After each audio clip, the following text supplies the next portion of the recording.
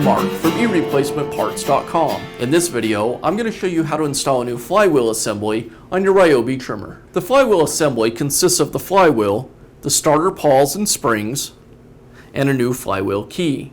Common reasons to replace the flywheel would be damage to the starter pawls or the springs, broken cooling fins on the flywheel, or a sheared flywheel keyway. Replacing the flywheel is easy to do, and I'm going to show you how. Flywheels, as well as many other parts, can be found on our website. Let's get started. I'll begin by removing the rear cover.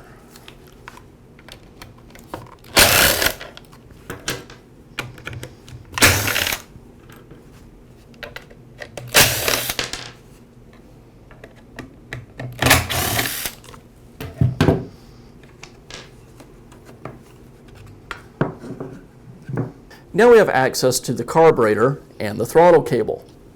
While it is possible to remove the throttle cable from the carburetor's linkage without removing the carburetor, it's very easy to accidentally break the cast end on the end of the throttle cable. So I'll go ahead and remove the two screws that secure the carburetor to the engine.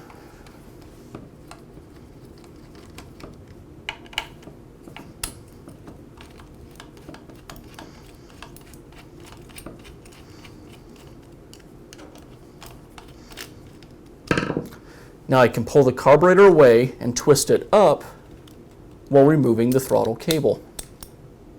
Now I remove the clutch housing and the shaft from the rest of the engine. It's secured with 4 screws. Now I remove the clutch drum and the clutch. Before I do that though, I need to bind up the piston. If I don't bind the piston, when I go to remove the screw that secures the clutch drum and the clutch itself, the crankshaft will simply rotate and I won't be able to free them. I'll remove the spark plug boot and then the spark plug.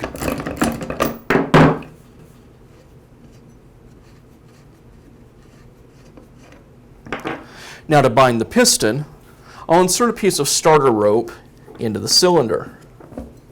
The starter rope will coil up and take up all that space inside the combustion chamber, so that the piston won't have any travel and the crankshaft won't be able to rotate. Now that the piston is bound, I can remove the clutch drum and the clutch.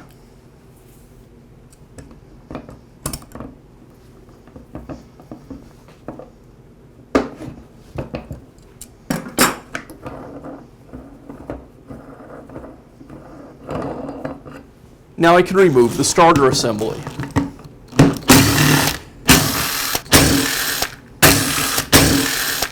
As I pull the starter away, there's a wire that leads to the ignition coil, and I'll need to remove that.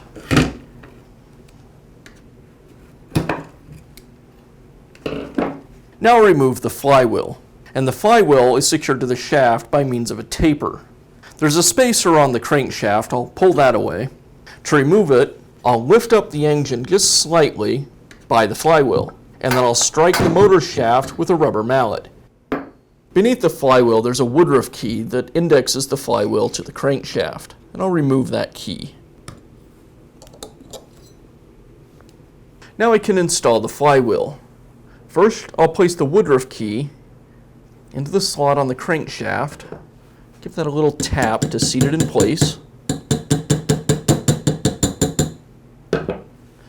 And now I can install the flywheel. I want to make sure that I line up the slot on the flywheel with the woodruff key. The flywheel may stay a little loose at first. It'll get tightened up later when we install the clutch. Now we can reinstall the starter. First I'll slide the spacer back onto the crankshaft. I'll connect the ignition wire back to the ignition coil.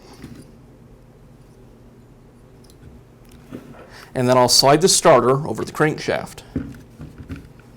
As I do, I'll tuck the wires, the ignition wires, back into the starter housing.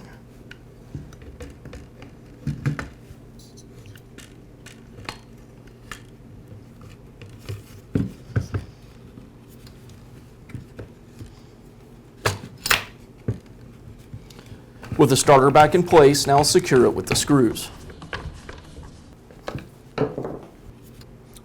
I'll reinstall the base and secure it with its screw.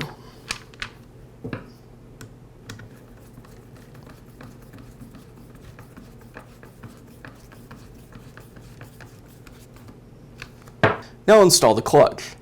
First comes the large washer, and then the clutch.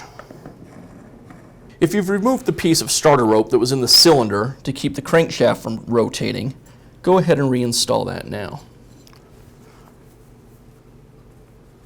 And then I'll tighten down the clutch with a pair of adjustable pliers.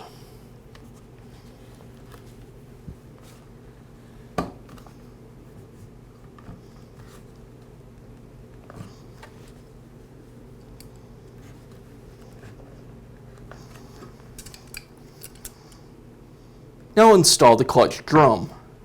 First comes the small spacer washer, and then the drum.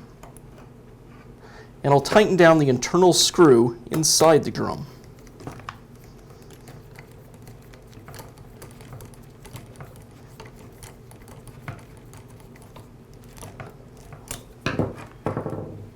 Now reinstall the spark plug.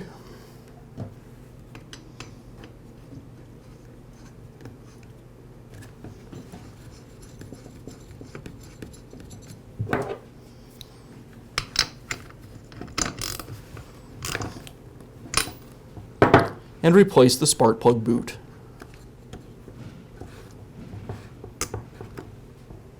Now I'll reinstall the upper shaft to the engine. As I do that, I need to thread the throttle cable through the engine housings.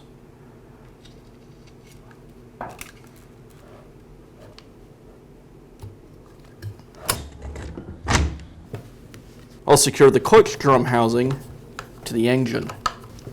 Now I'll reinstall the throttle cable back onto the carburetor's throttle linkage. And I'll secure the carburetor as well as the choke plate with the screws.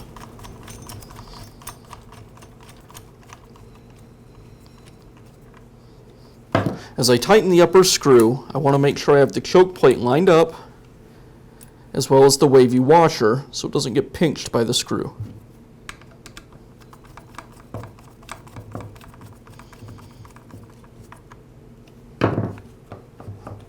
And now I'll reinstall the rear cover with the air filter.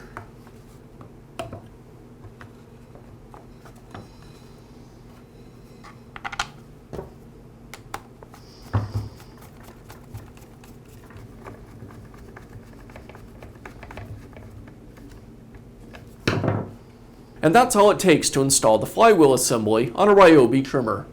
If you found this video helpful, be sure to give us a thumbs up and leave a comment.